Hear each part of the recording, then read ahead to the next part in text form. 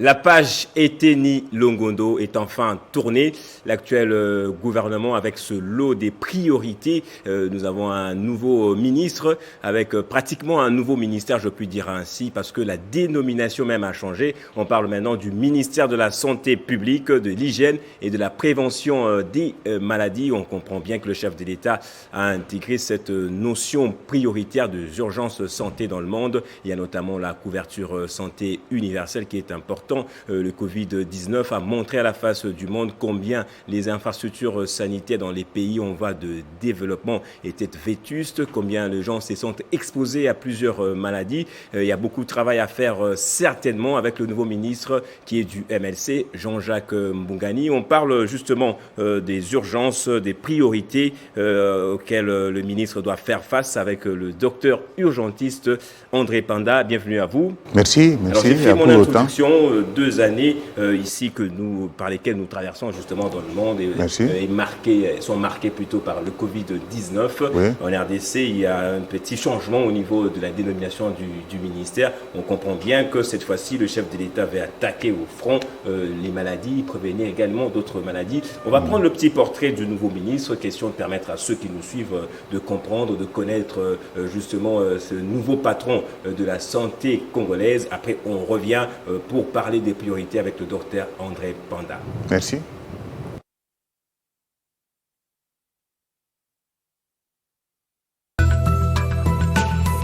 Mama wami, mama wami, mama wami, mama wami. Mama wami.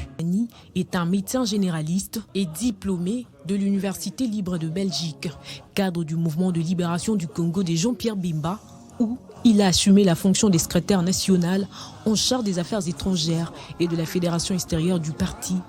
L'actuel patron de la santé est né en Baya dans la province du sud Ubongi.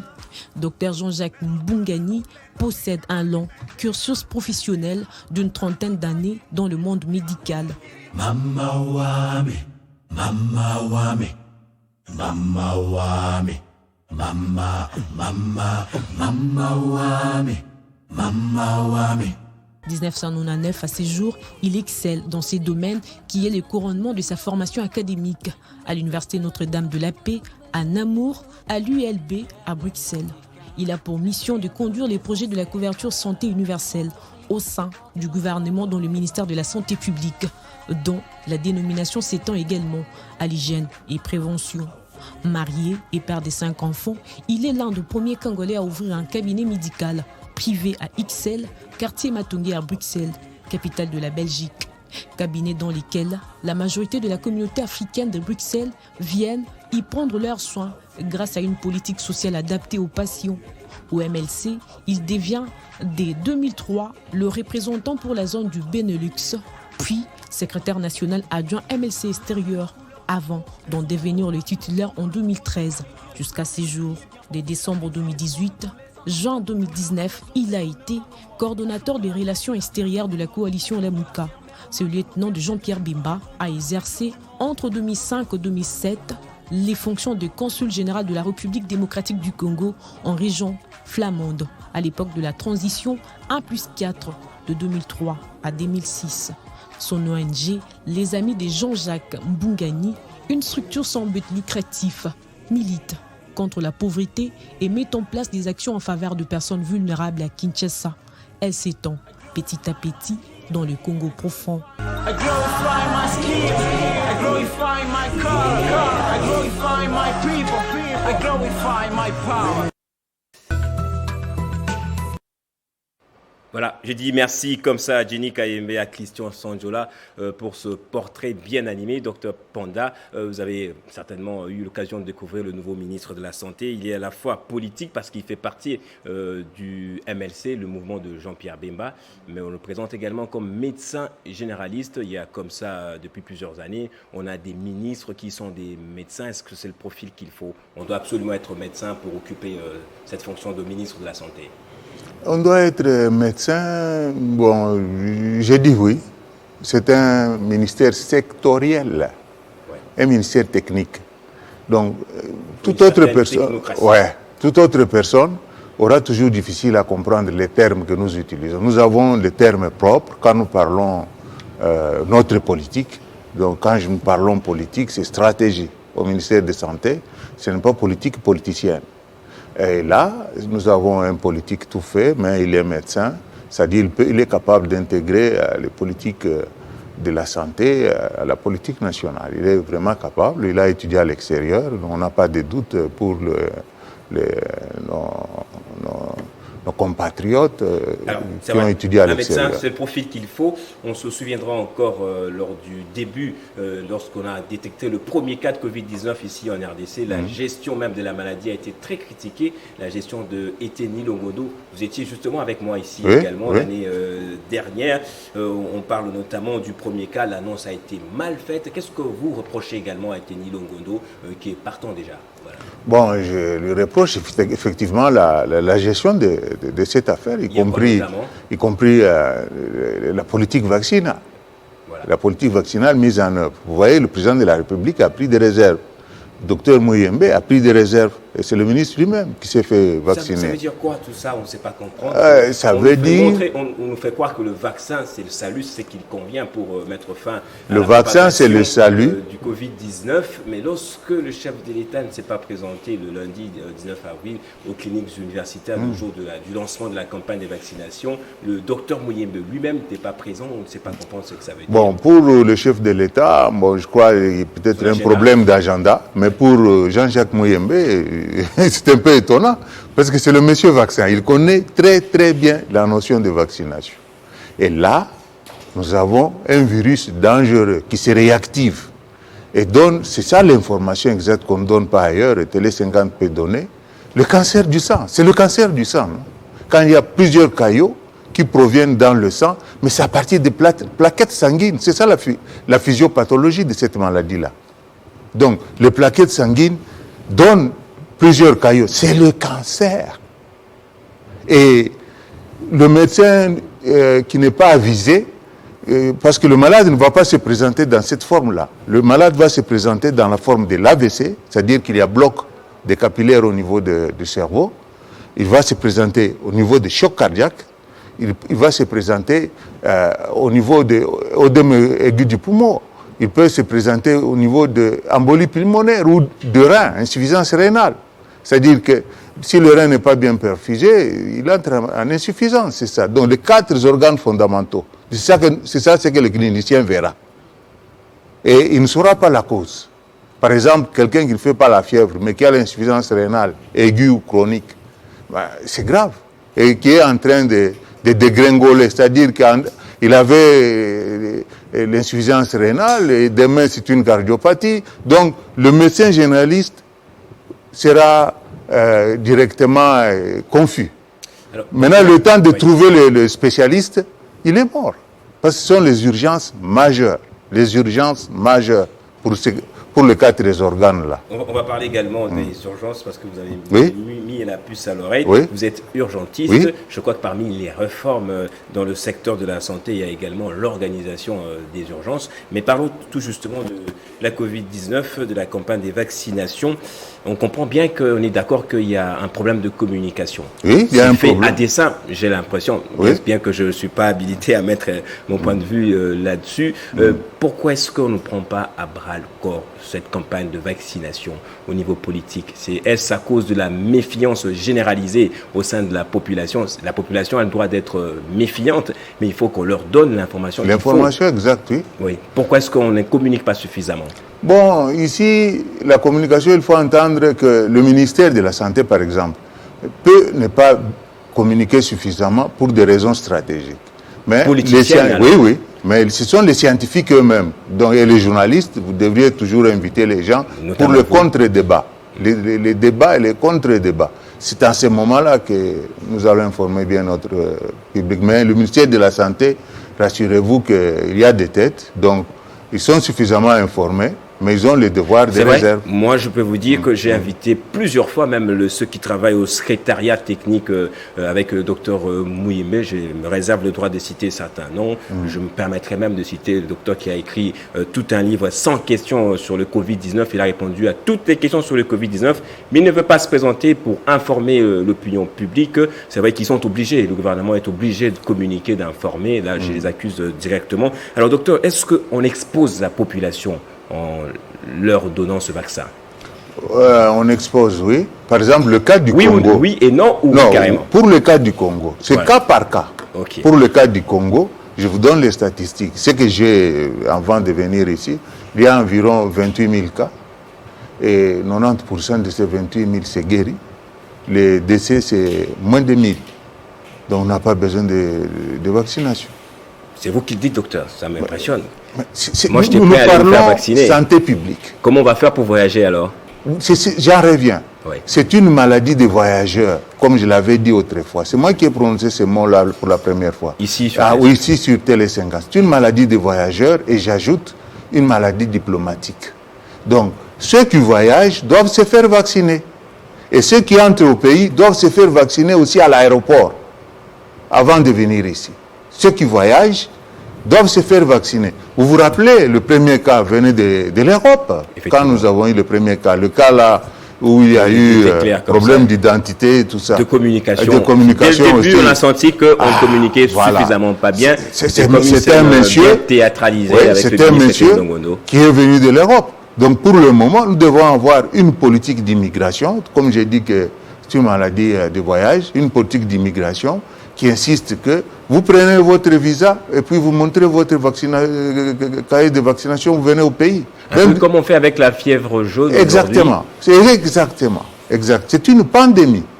Donc vous quittez chez vous pour venir ici, vous devez vous faire vacciner. De même, quand vous voulez quitter ici pour aller ailleurs, prenez le vaccin qui est disponible. Si c'était simple aussi que ça, le chef de l'État l'aurait fait. Apparemment, il y a l'OMS ainsi que toutes les grandes firmes pharmaceutiques qui imposent pratiquement à d'autres pays la vaccination, docteur. Oui, ça viendra à partir du mois de septembre. Quoi. À partir du mois de septembre, le monde entier adoptera c'est cette politique que je viens de dire. Nous devons nous y préparer.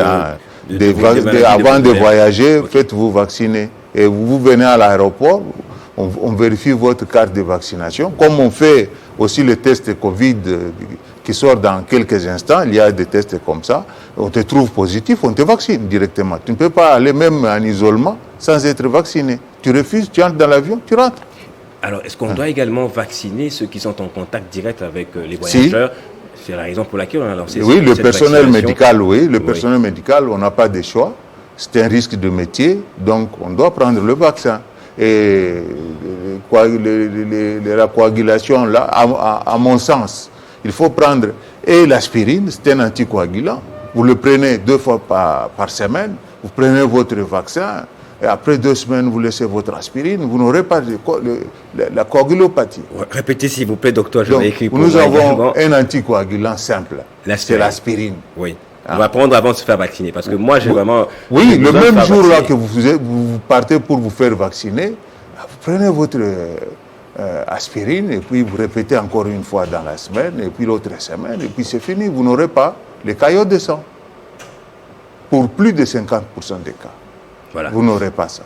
Alors, vous dites qu'il n'y a pas opportunité de faire vacciner les Congolais, notamment en raison justement du nombre de décès qui est très bas. Qui est très bas. Oui, mais on a déjà des gens qui sont fait vacciner. Les lundis, ils étaient au nombre de 96. Je ne sais pas jusqu'à aujourd'hui si ça fait combien docteurs. Alors, quelle information on doit avoir concernant ce vaccin? Bon, ça dépend de la politique du ministère de la Santé. Je ne dis pas que le vaccin c'est mauvais. Non, ça je ne dis pas. Le vaccin c'est une arme efficace, préventive et aussi agressive. Donc, traite la cause même. Parce que à partir du moment qu'on booste l'immunité, donc on prévient l'infection, en même temps qu'on est capable de détruire cette infection-là quand elle surviendrait. Mais il s'est fait, ça c'est ce qu'on ne dit pas, dans la population, il y a une immunité croisée ici chez nous. Nous avons un faible taux de décès par rapport au monde. Sur 30 000 cas, nous avons... 2000, Alors, donc nous n'avons pas besoin de vaccin immédiatement. On a besoin comme de quoi, tambour. docteur? Nous avons besoin d'un antiviral. D'un antiviral. Faites-vous également la promotion des produits Made in Congo? Je ne vais pas citer Made les noms. in Congo, malheureusement. bon, J'ai reçu également un autre pharmacien qui a dit qu'avec des produits qu'on trouve dans nos pharmacies, on peut facilement être guéri. Oui, du la Covid-19. faiblesse, il y a une faiblesse. Celui qui a fabriqué, par exemple, Manavit, Oui. bon, vous avez entendu quand ils parlent, ils font de la promotion. Mais ils ne disent pas que Manavit était un antiviral. C'est ça le mot que je vais entendre. Ok. Moi, je suis intéressé à Ça veut entendre dire quoi que quand on dit antiviral? Manavit, c'est un antiviral. C'est ce que je veux entendre. Mais on dit qu'il soigne. Soigner en médecine, c'est-à-dire réduire les symptômes. Voilà. Hein? Donc, faire disparaître la fièvre, c'est soigner. Faire disparaître les maux de tête, c'est soigner. S'il y a la toux qui s'en va, vous avez soigné. C'est aussi bien. Mais je veux entendre le mot antiviral chez les phares, parce que le titulaire est parti, paix à son âme. Maintenant, nous autres qui sommes restés, particulièrement ceux qui sont à Kimpese et qui travaillent avec lui, doivent nous dire que c'est un antiviral. Ça change quoi quand on dit que c'est un antiviral? Mais là, c'est ça la découverte. Là, nous allons vendre Manavit. S'il est antiviral, mais vous mettez l'antiviral, vous mettez le vaccin, mais l'épidémie est terminée. L'épidémie est terminée. Autrefois, quand j'avais introduit la chloroquine, j'avais refusé de dire que c'était un antiviral parce qu'il y avait des concurrents. Ah bon? La chloroquine est un antiviral. Est un antiviral qui agit sur la protéase. La protéase, l'enzyme qui fait qu'il y ait production de vibrions, donc la multiplication des virus. Ce qui explique que sur le terrain, comme nous avons pris les antiparasitaires de type malaria, donc tous les Africains, vous pouvez voir, notre épidémie n'est pas aussi méchante qu'en Europe, hein, où il y a des 300 000, des 200 000 qui tombent par jour. Hein, ça s'explique par les antimalariens. Donc les antimalariens, il y en a même qui sont partis très loin en Afrique du Sud, jusqu'à croire que Hubertine, donc une autre molécule antiparasitaire, guérirait aussi à Covid-19. Donc il y a les antimalariens qui guérissent effectivement. Alors, on en vient encore une fois au nouveau ministre de la Santé, Jean-Jacques Mbugani. Vous avez appris certainement en suivant ce petit portrait que même la dénomination du ministère a changé. On parle aujourd'hui du ministère de la Santé publique. J'ajoute également hygiène, je crois, prévention des maladies. Est-ce qu'en changeant cette dénomination, on peut comprendre que le chef de l'État a une autre vision de la santé en République démocratique du Congo? Une approche de la question. Oui. C'est-à-dire le ministère de la Santé classique ne s'occupait presque que des cas curatifs, donc des cas cliniques. Vous voyez, on visite les hôpitaux, tout ça. Mais la rougeole, les épidémies, ce sont des choses qu'il faut prévenir. Les priorités, les urgences pour le nouveau ministre, ça c'est ma dernière question avant que l'on revienne pour parler. Lutte contre les épidémies, donc voilà. sur le plan clinique, oui, donc épidémiologique, lutte contre les épidémies. Pour moi, la rougeole est une préoccupation nationale, beaucoup plus que ne l'est Covid, vu le taux de décès. Il y a Covid aussi, on ne néglige pas, il y a choléra dans les Kasaï, et là où il n'y a pas